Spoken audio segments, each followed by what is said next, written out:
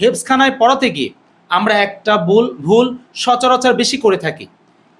এর ভিতরে যেমন আমাদের সন্তানকে প্রতিষ্ঠানে ভর্তি করে দেই, কিন্তু আমরা ওই প্রতিষ্ঠানে যেই হেফজ বিভাগের যেই শিক্ষক আছেন বা যেই শিক্ষকের কাছ থেকে সে লাহান বা মস্ক শিখেন বা ওই মাদ্রাসার যিনি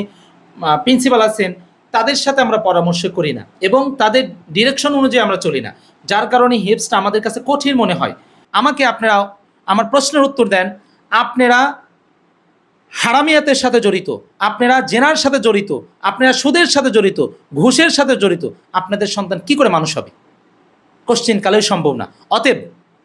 যদি সন্তানকে মানুষ করতে চান, যারা ভবিষ্যতে সন্তানকে হাফেজে কোরআন বাড়াবেন, আলেমে দিন তৈরি করবেন, তাদের জন্য একটি মেসেজ, আপনার সন্তানকে যখন প্রতিষ্ঠানে ভর্তি করবেন তখন থেকে নিয়ত করবেন আল্লাহ রাব্বুল আলামিন যা বলেছেন, আল্লাহ রাসূল সাল্লাল্লাহু আলাইহি ওয়াসাল্লাম যা বলেছেন সেই কথা